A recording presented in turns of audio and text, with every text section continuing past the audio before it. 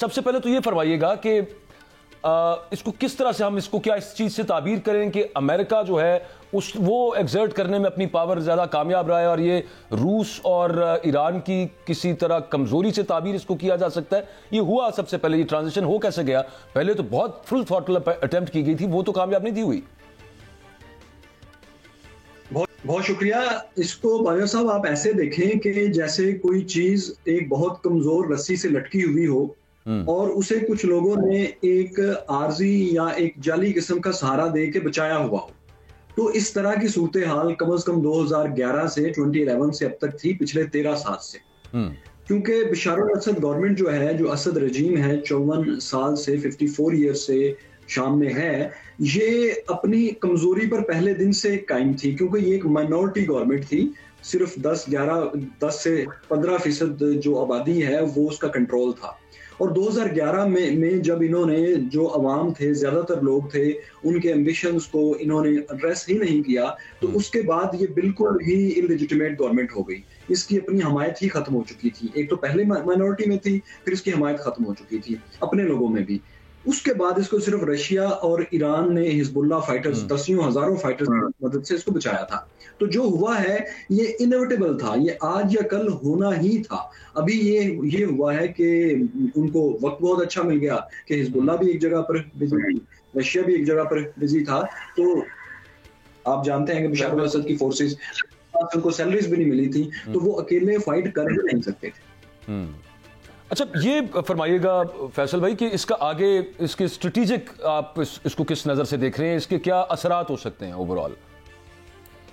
देखिए, दो इसमें एंगल है। एक पहला एंगल तो ये है कि ये जो भी क्रॉस है ये फिलहाल शाम से बाहर नहीं आएगा, कि शाम से बाहर अब आप फाइटर्स को जाके लड़ता हुआ देखें, ये नहीं होगा। लेकिन जो चीज होगी वो ये कि बहुत बड़ी चेंज अब आप मिडिल ईस्ट में देखेंगे, क्योंकि ईरान ने जो अपना मिलिट्री वेब फैलाया था, ईरान से इराक और मूसल के रास्ते, फिर शाम, वहां से लिबनान और तरतूस वगैरह की पूरी बंदरगाह हमास की तरफ, और फिर यहाँ इधर यमन की तरफ, उसमें शाम को बीच में से निकल जाने की वजह से शाम, लिबनान और हमास के साथ ईरान की सप्लाई लाइन खत्म हो जाएगी। यानी ईरान के वेब का, मिलिट्री वेब का, बल्कि ईरान के बजाय हमें आयतुल्लाह रजीम कहना चाहिए, उनके वेब का बहुत बड़ा हिस्सा हट जाएगा। तो वो वहां पर कमजोर होंगे, जिसके बाद वहां की अपनी मेजॉरिटी पॉपुलेशन, जो किसी हद तक अमेरिकन और टर्की के असर में है, किसी हद तक वो वहां पर पावरफुल होगी। अब वो अपनी मर्जी से फैसले करेंगे, जिसके कॉन्सिक्वेंसेस सबसे ज्यादा बाहर, शाम से अगर हम बाहर की बात करें तो इराक को, टर्की, इसराइल के सामने आएंगे। काबिल एहतराम फैसल वड़ाई साहब, अमेरिका के नौमुंतखब सदर ने शाम में इनकलाब और बशार अल असद की हुकूमत के खात्मे पर कहा है कि ये अमेरिका की जंग नहीं है। पूछना आपसे ये चाहता हूँ हजूर कि इसराइल का ये पड़ोसी मुल्क है, ईरान का भी एक बहुत बड़ा इत्तेहादी है, तो इस सूरत हाल में आप क्या देख रहे हैं कि अमेरिका जो है वो शाम की सूरत हाल से ला ताल्लुक रह सकता है, और साथ रशिया का मुतालिक और मुस्लिम अरब ममालिक के मुतालिक, ये तीनों बातों पर जवाब दिएगा, क्या इम्पैक्ट आप देख रहे हैं सर? बहुत शुक्रिया। बस आप ये जहन में रखें कि झूठ और प्रोपेगेंडा जंग पे एक वेपन के तौर पर पावर्स इस्तेमाल करती है। आप कभी भी डिप्लोमेसी के अल्फाज को ये मत समझें कि मिलिट्री ग्राउंड पर भी यही सिचुएशन है, क्योंकि झूठ एक वेपन है। अच्छा, ये इसके पीछे कहेंगे तो सही कि हम नहीं हैं, लेकिन जो इनको यूक्रेन में ट्रेनिंग मिली है, HTS को या तहरीर शाम को, जाहिर है वो अमेरिका की मर्जी के बगैर तो नहीं मिली ना। और जो ड्रोन वॉरफेयर इन्होंने रात के वक्त फाइट की है, उसकी भी सारी ट्रेनिंग, और जो इनके पास ड्रोन्स थे वो तो टर्किश ड्रोन्स थे। तो इसलिए ये तो बात, इसका तो कोई जवाब ही नहीं है कि अमेरिका वगैरह इसको सपोर्ट नहीं कर रहे। वो सपोर्ट कर रहे हैं, लेकिन ये बात भी दुरुस्त है कि ये जो कुछ हुआ है ये होना ही था। और यहाँ के जो बागी ग्रुप हैं इसके बशार अल असद के खिलाफ जो हैं, वो बहुत ताकतवर हो चुके थे, उनकी तादाद नंबर्स में बहुत ज्यादा हो चुकी थी और वो बहुत देर तक बशारुल असद को बर्दाश्त नहीं कर सकते थे।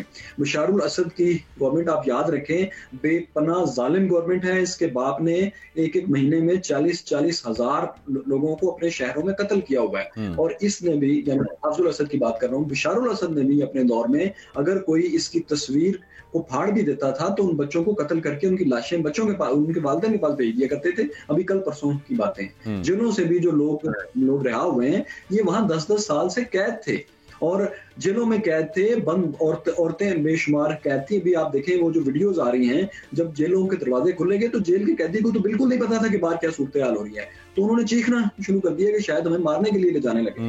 उनको कई मिनट बाद समझ आई कि हमें तो दरअसल बचाया गया है। तो ये टैरेंट रजीम थी, एक जालिम रजीम थी। अमेरिका और टर्की अगर इसकी थोड़ी सी भी सपोर्ट करते या कोई भी करता तो इसने जीत ही जाना था। क्योंकि आप एक और बात को नजरअंदाज आपको नहीं करना चाहिए कि यहाँ जो कुछ भी शाम में हो रहा था, खुसूसन 2011 के बाद, ये नेचुरल नहीं था, ये ईरान और रशिया की मदद से हो रहा था। यहाँ के लोग अपनी मर्जी से वो नहीं कर रहे थे।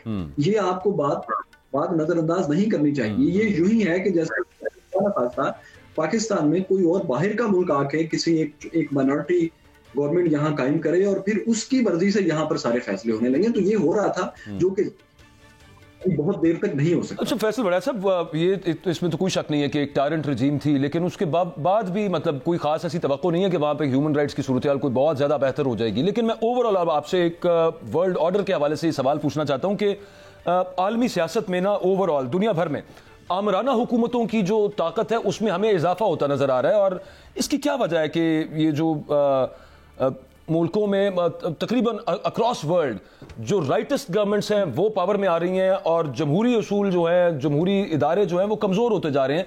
हम यूरोप की बात कर ली, हम अपने हमसाये की बात कर लें, हम तुर्की की बात कर लें, हम साउथ लैटिन अमेरिका में बात कर लें, तो इसकी वजह आपको क्या नज़र आती है? देखिए उसकी बहुत बड़ी वजह यह है कि जिस तेजी से टेक्नोलॉजी डेवलप हो रही है और उसमें इजहार की कुव्वत जिस रफ्तार से लोगों के पास आ रही है और उस इजहार की कुव्वत के साथ जो जत्थे बन के और अपनी पॉलिटिकल पावर को एक्सरसाइज करने के काबिल हो रहे हैं, उसको काउंटर करने के लिए बहुत सी गवर्नमेंट्स के पास कोई तरीका नहीं है कि वो एक डिक्टेटरशिप का रवैया अपनाएं। क्योंकि इससे पहले कोई भी तब्दीली जब आती थी यंगस्टर्स में उसको ट्रांसलेट करने के लिए आपको बहुत मेहनत करना पड़ती थी। अब 2-3 पावर सेंटर्स हैं जहां ये इन तमाम जो कम्युनिकेशन एप्स हैं इसके सेंटर्स हैं, जिसमें top of the one silicon valley है।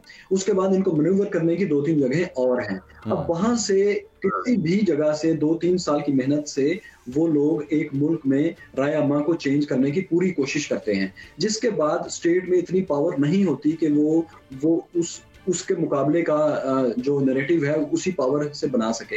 आप देखें कि चाइना में, अभी रशिया में, साउथ अमेरिका में, इवन यूरोप में, इवन अमेरिका में भी आप देख रहे हैं कि जो गवर्नर स्टाइल है उसमें थोड़ा डिक्टेटरशिप का स्टाइल आ रहा है। क्योंकि जिस तेजी से तब्दीलियां आ रही हैं उससे लोग उसको कबूल तो कर रहे हैं लेकिन उसको सही एंगल नहीं दे पा रहे। फैसल वड़ाई साहब, शाम की आबादी में 74% सुन्नी है और आपने भी अभी बताया है कि 5 दहाइयों पर मुश्तमल ये बशारुल असद की हुकूमत का खात्मा हो गया है। तो मैं आपसे ये पूछना चाहता हूं कि 2 बातें, क्या आप शाम में अब आप अमन देख रहे हैं, और दूसरा एज ए पाकिस्तानी आप चूंकि इंटरनेशनल अमूर पर मुकम्मल गिरफ्त रखते हैं, एज ए पाकिस्तानी आप इस वाक़े को पाकिस्तान से अगर जोड़ते हैं तो उसका क्या इम्पैक्ट देख रहे हैं? 2 बातें आपसे पूछना चाहता हूं। अच्छा, मुकम्मल गिरफ्त तो मैं नहीं रखता, लेकिन मिडिल ईस्ट को चूंकि मैं देख रहा हूं तो मैं आपको ये बताना चाहता हूं कि वहां अमन फिलहाल कुछ देर के लिए तो आपको नजर आएगा। मुझे कल परसों तक शुबा था कि न जाने ये नया ग्रुप है ये हयात तहरीर शाम, ये कैसे रिएक्ट करेगा। लेकिन जिस तरह उन्होंने आके दमिश्क में आके वज़ीर आज़म से मुलाकात की है और उसके साथ पावर ट्रांसफर का पीसफुल तरीके से उन्होंने उसको स्टार्ट किया है, उसके बाद उन्होंने ऐलान किया है कि हम माइनॉरिटीज को और किसी ग्रुप को कुछ नहीं कहेंगे। तो एटलीस्ट आगाज उन्होंने बेहतर किया है, उन्होंने ब्लड शेड नहीं किया। इससे पहले तक शाम में, इराक में और हमने इन जगहों पर ये देखा कि जब भी पावर चेंज होती थी तो एक ब्लड बात होता था। कम से कम पिछले 2-3 दिन में या 10 दिन में जब से इनका सफर स्टार्ट हुआ है अदलिब से, दमिश्क तक, तो मैंने ब्लड बाथ नहीं देखा कि इन्होंने जहां जहां अपने मुखालफिन को पकड़ा है, कम से कम ऐसी वीडियोस नहीं आई कि इन्होंने बहुत से लोगों को कत्ल किया। तो एक होप मुझे है कि इस दफा ये जो चेंज हुआ है, क्योंकि इसके पीछे ताकतवर लोग हैं, तो शायद उन्होंने इसको अच्छी तरह से प्लान किया हो।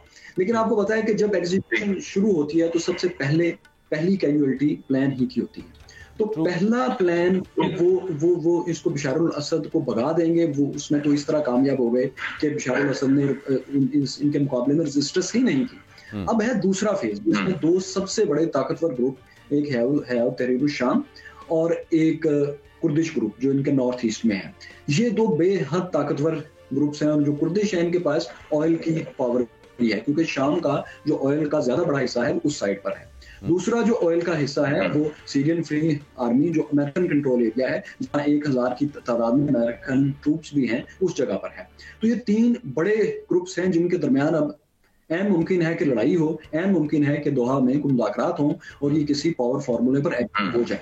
तो मैं अब तक जो 10 दिन में मैंने इनकी पेशकदमी को गौर से देखा है, इनका एक शहर में इनके दाखिले को, इनके एक्शंस की, क्योंकि अब तो आपके इल्म में है कि ओपन सोर्स है, तमाम मालूमात फौरन ऑनलाइन आ रही होती हैं, तो आप उसके एनालिसिस से आप एक नतीजे पर किसी हद तक पहुंच जाते हैं। तो मैंने उससे ये गौर किया है कि शायद ये एक जालिम के बाद एक और डिक्टेटरशिप में तो आए हैं, कुछ ज्यादा फर्क तो नहीं आया, लेकिन उम्मीद मुझे है कि ये थोड़ा कम यहाँ पर ज्यादा खून खराबा नहीं हो। बिल्कुल ठीक। Thank you very much Faisal Waraich साहब, आपके तज्जिया दिया आपने।